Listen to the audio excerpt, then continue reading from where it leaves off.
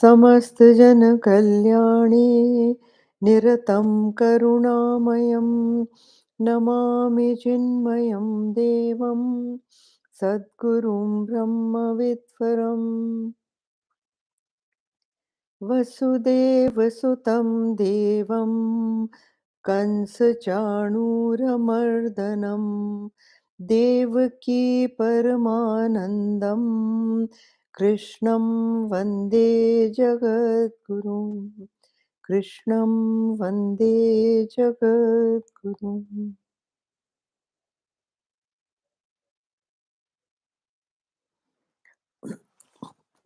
Okay, verse 27 today.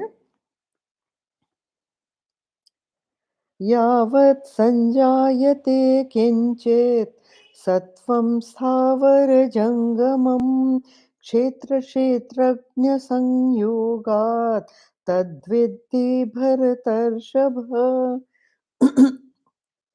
He is addressing Arjun as Bharatarshabha. Bharatarshabha is the combination of two words, Bharat and Rishab. Bharat is the country. The best amongst the Bharatas is also the tribe. I'll not say tribe, not even clan, but the ancestry to which Arjun belongs. Now here when he says Bharata Rishabha, Rishab is bull. Oh, so they say, oh, so he's calling him a bull?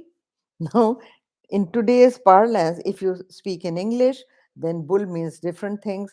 But in Sanskrit, Rishab was a compliment. India being an agricultural country, the bull was a very, very useful animal and a noble animal. It has tremendous energy, tremendous strength, and he uses every ounce, every bit of his energy for service, and for himself, he only survives on dry hay. See, what does he consume? So he is the smallest consumer with the biggest productivity, with the largest productivity. Now, such a person is complimented as a man who serves society a lot, and for himself, he takes hardly anything. See, on dry straw, he lives, a bull, and how much energy and service he gives. So, this is a compliment. Now, then, here, wherever any being is born, the unmoving or the moving, know thou, O best among Bharatas, that it is from the union between the field and the knower of the field. We have done it all. You remember we finished all Kshetra, Kshetrajna. Kshetra is the field, Kshetrajna is the knower of the field. Even your body, mind, and intellect is the field. Your emotions, thoughts, ideas is the field. But there is something that knows this field. Don't you say that I know my mind? You say, I can see my ideas. I have a new idea. That means you are different from your idea. You are different from your mind, isn't it? My hand, my body, right? So, the person to whom all this belongs, the person who understands it as his, is something other than the kshetra. Kshetra is the field. The field is all matter, whether it is thoughts, or it is ideas, or it is emotions, or it is the body, the gross body. It is all the field, and everything around is also the field. Okay. Now, what does he say here? That anything that is born, moving or unmoving. Now, born here means made or created, in any fashion, whether born out of a woman or a man or a animal, it doesn't matter, or also created like a table, a chair, a sofa, a painting. These are all matter. Okay. So he says, moving or unmoving, know thou, O best among the Bharatas. See, here Gurudev has translated, O best among the Bharatas. Rishabh, as I told, gave you the literal translation and why it is called Rishabha. And it means the best human being who takes very little for himself and gives out the maximum. Even in the Ramcharitmanas, it says, मुखिया मुख सो चाहिए खान पान को एक. हाँ, और आगे की लाइन है कि अपने विवेक से वो पूरे शरीर को पालता है. मुख, it is only one that consumes, and he looks after the entire body. But khan pan ko ek, that means he should be one and only as a consumer. So here it is, O best among the Bharatas, that it is from the union between the field and the knower of the field. So the sentient and the insentient both are created by a combination of kshetra and kshetragnya. If there is no kshetragnya, there cannot be a kshetra. And if there is only the there is only the kshetra, it cannot be enlivened. It cannot exist. Let us say that it cannot exist. When the kshetragnya is missing from a body, how soon does it rot? We all know, isn't it? So kshetragnya is very, very important. Acha. Then see, all the kshetra is all adhyas. Adhyas means projection. So long as you are awake, you project the waking world. When you are dreaming, you project the dream world. When you are in deep sleep, you project nothing. Now, see, this adhyas, what is adhyas actually? Adhyas is what is seen is not. Carefully, huh? What is seen is not, and what is not seen is. Now, to explain this, I'll give you an example. The screen in a cinema hall, you know that white big screen on which the movie is projected, that is the reality. और उस पे अध्यास क्या है? All the shadows that the film and the projector are projecting with the light of the projector, whatever are the shadows being seen on the screen, they are unreal. What is the reality of what you are watching? When you're watching a movie, what is actually the reality? The reality is the screen. ठीक है ना? And that you do not see. So that which is not seen. That which is not, which is an airy nothing, is seen. Similarly. So here this is this is called adhyas. So then when you just see the ghost, you do not see the post. You see the snake, but you do not see the rope. This is called adhyas. But this adhyas also is possible by the mutual combination of the substratum and the imposition. If there is no rope, can there be an adhyas of a snake? No. Okay. If there is no post, then there can be no ghost. So it is a combination of these two that creates an adhyas or creates an something that you are seeing. Now says these are all Gurudev calls it. This process is called the trick of the human mind. Process is called the trick of the human mind. that you see things which are not there, and then you imagine things which are not there. And also the whole world, I mean, according to Vedanta, the world is not there. It is an adhyas. It is an adhyas. This is a very difficult concept to understand, and you can only explain it by saying that on a substratum, the mind projects something. The substratum is created by uh, the, the kshetrajna. Now, when you wake up, where is the dream wife? The dream wife was so real in your dream. You have woken up, and neither is the dream world there, nor the dream you are there, nor the dream wife is there. Okay, so both these were created by the kshetra and the kshetrajna, the dream being the kshetra and the kshetrajna being your own uh, energized mind. Okay, so here also, see, so it says that, O best among the Bharatas, that it is from the union between the field and the knower of the field. The mutual exchange of both these is what creates your reality. The ultimate truth is the substratum, which is there, and without that substratum, you cannot even project. That is why the Lord says that they all belong to me and I am not they.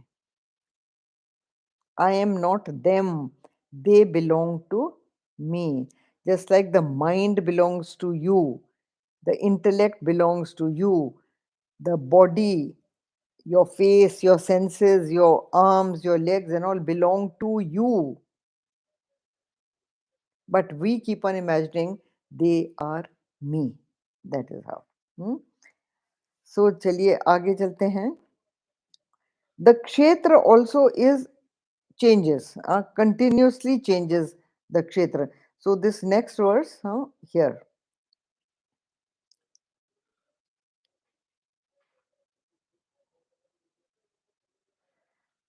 Samam sarveshu bhuteshu tishtantam parameshwaram vinashyasta vinashyastva vinashyat sorry vinashyastva vinashyastam yah pashyati sa pashyati.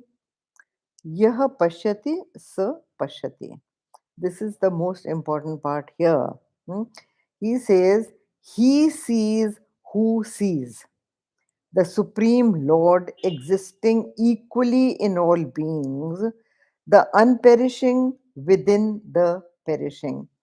He says that the only person who sees is the one who sees the reality, not the illusion. We have seen ना. अच्छा देखो, जिसको रोप दिखता है वो ही असलियत देख रहा है ना. The person who sees the rope is the one who's seeing. The one who's seeing the snake, he is not seeing the reality. He is seeing his own mind's projection. Think about it. Even when you see the ghost, there is no ghost there, but your mind is projecting the ghost. The reality is the post. I am repeating, but Vedanta repeats. I mean, scriptures don't repeat, but the teacher has to repeat again and again and again the same examples. The dream, the snake and the rope. The dream, the snake and the rope. Why? Because that is the only thing that will explain to you the reality and the non-reality. So here, the whole world is changing. Okay? It is a world of change. To see is to believe, you say. है ना? You say to see is to believe. So no matter how much the teacher explains to you, the teacher is sthit in the reality, experience the reality, perceived, I will not say seen or perceived, because they both belong to the mind and the eye. The teacher has lived that reality. The teacher is that reality. But how can that teacher explain to someone who has not never seen it? You will never understand. You will understand it intellectually, but the actual thing you will never understand till you live it yourself. Here, the word see, also please understand very clearly, the word see over here, ye jo pashyati sapashyati hai na, it does not mean seeing with the fleshy eyes. He is using the word see, but that see is not with the fleshy eyes. It means totally living that experience. One who lives that experience knows the experience. That is what it means. It is not what you see around you. So, see, the definition has to be complete. And see, that permanent thing is non-perishable. It says over here, see, existing equally in all beings, the unperishing. This unperishing must be explained, because all scriptures talk about this unperishing. Something that has no adi will not have an end. It is anant. That is why they are called adi anant. Hmm? Anadi anant. Anadi means no beginning, and anant means no end. So आदि अंत नहीं है, वो अनादि और अनंत है. Now such a thing, that means that is the only reality, and it says it is imperishable within the perishing. That means all that you see perishes. There is nothing that does not perish. Even your ideas perish, your emotions change, your physical form changes, your thoughts change minute to minute. Every cell in your body is changing minute to minute, isn't it? Your whole structure is changing, your ideas are changing, you have become a different human being altogether, and your thoughts go on changing from sublime and divine to the most animalistic you can go on, isn't it? All the time. But that one factor that is permanent through everything never changes, it never has any scope to change. And one who recognizes the changeless behind the changing is the only one who who sees, or rather sees the reality. Sa pashyati, ya pashyati, sa pashyati. Ya pashyati, sa pashyati, that means he who sees, sees. और कुछ आप बोल ही नहीं सकते, because nobody else will understand.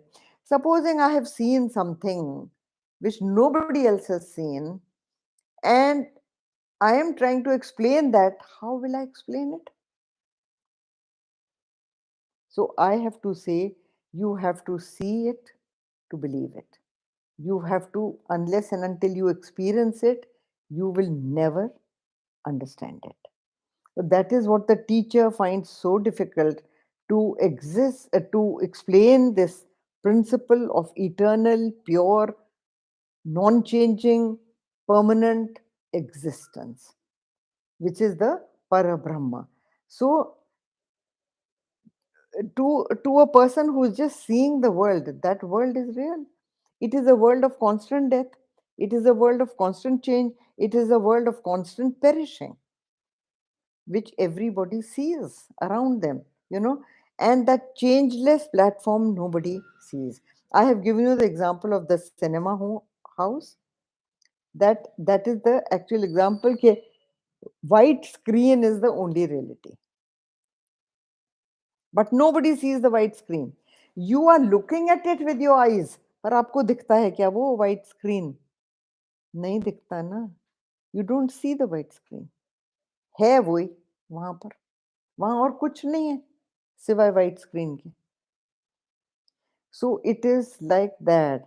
So the white, supposing they are showing you a flood, or they are showing you an earthquake, buildings are falling, waters are all over, but that white screen is the support of all that. Every bit of water is only the white screen. Every bit of building falling is only the white cloth. The reality is that. Acha. Similar, Gurudev gives an example of gold over here. Golden statue. You had a small gold statue which your mother gave to you when you got married. I worship this on Diwali. Huh? That statue you want to cash on, because just why keep the gold? So you go to sell it.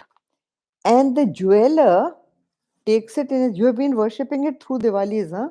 And the jeweler takes it in his hand और ऐसे देखता है, ऐसे देखता है, ऐसे देखता है. What does he see? He is seeing only gold. He doesn't see Lakshmi ji on it. And he takes a hammer and thak, thak, thak, thak, thak, thak, and he starts breaking it up. He breaks it up to see that it is not filled with lead, or it is not filled with something else. So, what is the jeweler seeing? He only sees the gold of the statue. He does not see Lakshmi. And that is what the man of realization in any behavior of any human being, in any relationship, in any situation, in any object, he only sees him, because without the great grand reality, that thing will not exist. It cannot exist. So all is the Lord, the one who is capable of realizing this thing, the capable of understanding this thing, who is capable of knowing that thing, that everything is only the Lord, is the only one who sees. And the gross cannot perceive the subtle. Okay. So it is not that through your eyes you can see it, or through your anything. The You have to realize it. That is why the masters are called self realized, that they see the self by the help of the self, not with the eyes or anything else. So, ya pashati, sa pashati, everybody sees, but they do not see the reality. Huh? So, once there was a talk on to eye doctors, and the speaker titled it, You see, I see, do we really see? Because they deal with seeing. So, यह पश्यति, स पश्यति. अच्छा, और एक चीज समझो, देखो, how wrong can our perceptions be? All our perceptions are based on our past memory. Carefully.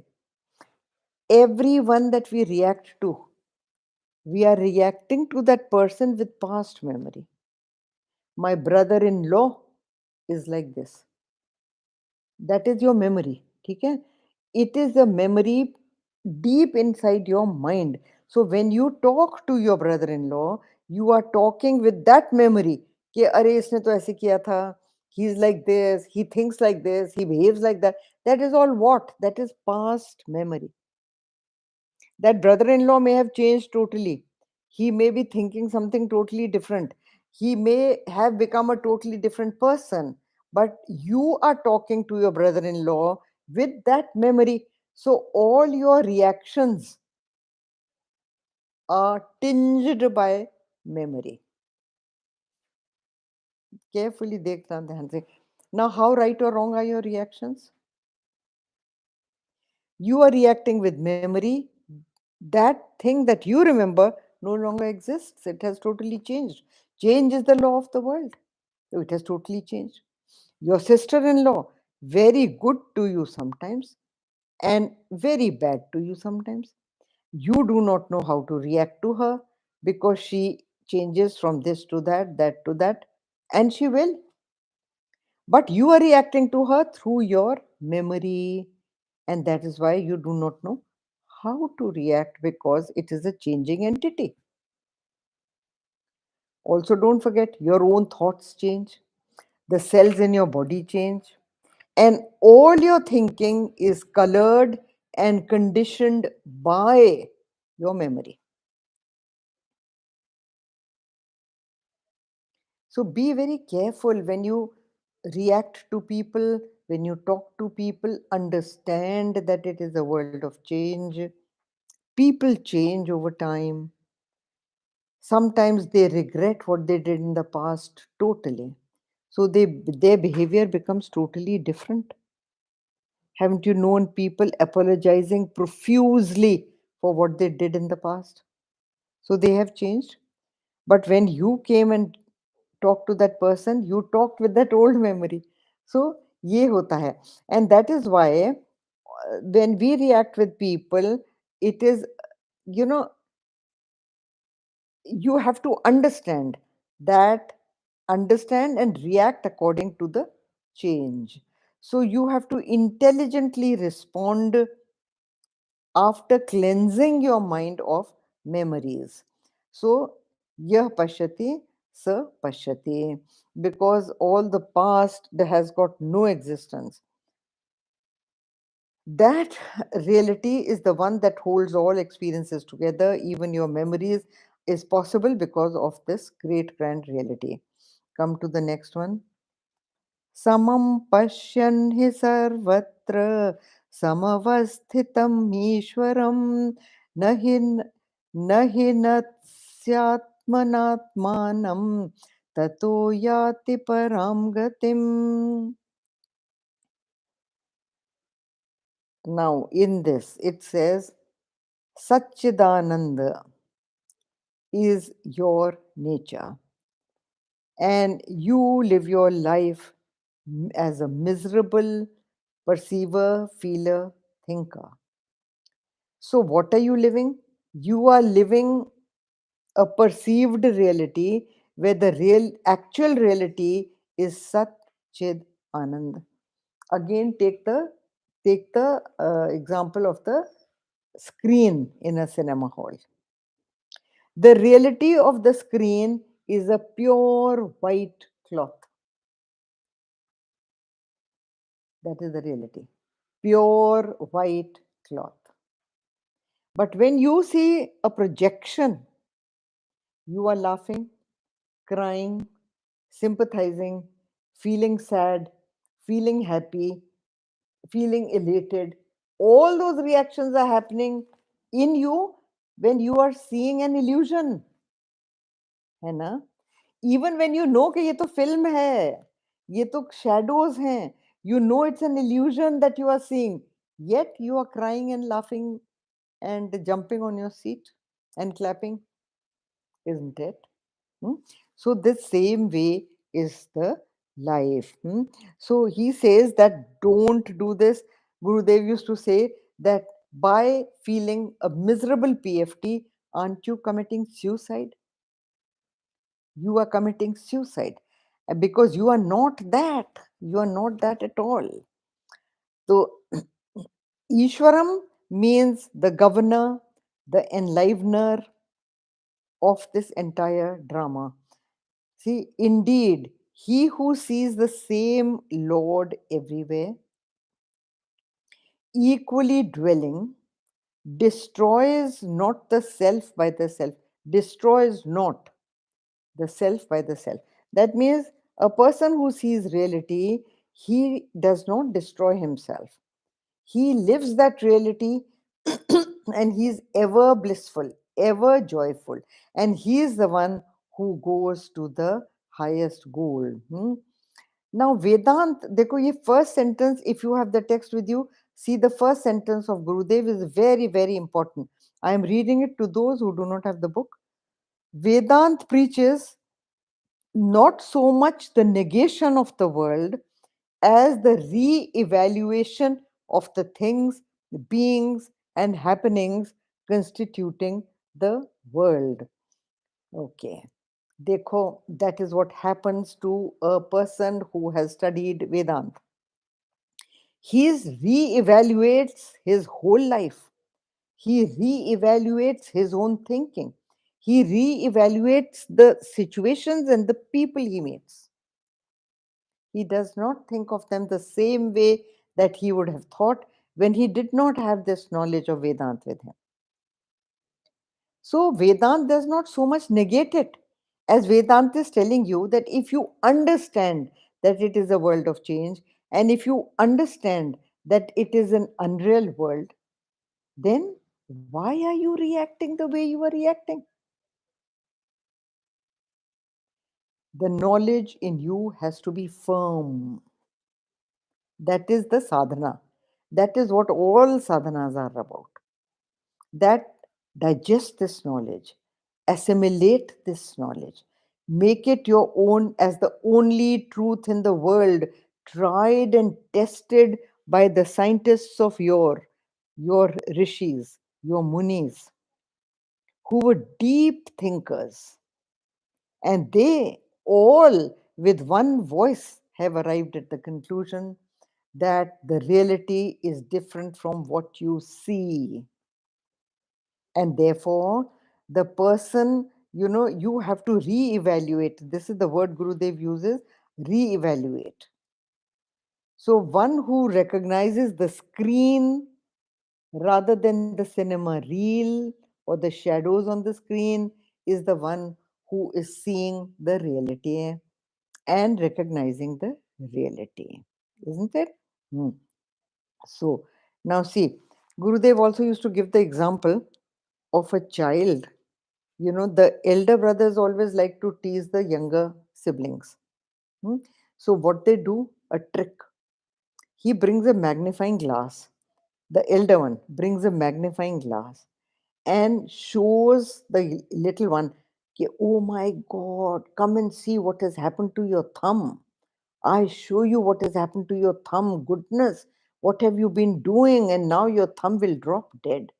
So, from the magnifying glass, he puts the magnifying glass on the little one's thumb. Now the thumb becomes so big under the magnifying glass, the little one sees the thumb as that big and he begins to cry. And he says, "Oh, what has happened to my thumb? Oh, mummy, mummy, help. What has happened to my thumb?" And the elder one is laughing and enjoying himself. Why? Because the elder one sees the reality, the younger one is seeing the illusion, isn't it? So the younger one is crying as to, "Oh my God, what has happened to me?" The young elder one understands that this is not the reality, this is just an illusion. So this example Gurudev used to give, and we suffocate ourselves, we bring ourselves into depression with our own thoughts. Please understand that when these kind of thoughts start dragging you, when they start, suffocating your throat and they catch hold of your throat and almost choke you to death, please understand that you are seeing the snake where the snake is not. You are seeing a colored and conditioned view of the world. Mm. Also understand that even that projection even your depressed thoughts are not possible without the substratum. And if you see the truth of the substratum, the thoughts will vanish. Dekho, a bird can only sit on a branch of a tree. Okay. But supposing there is no branch, there can be no bird. So the substratum is essential, and a man who understands the substratum of all that is happening understands that that is the ultimate reality, and without the substratum there is nothing, not even the illusion exists. Swamiji used to give an example of Guptaji. He used to say Guptaji died. When Guptaji dies, so both his wives become widow? Or is it that one wife becomes a widow and the other one is a Sumangali? It cannot happen, because the basis of their being Sumangli was Gupta ji. Gupta ji being no more, both his wives, Gurudev used to give names like Narayani and Kalyani.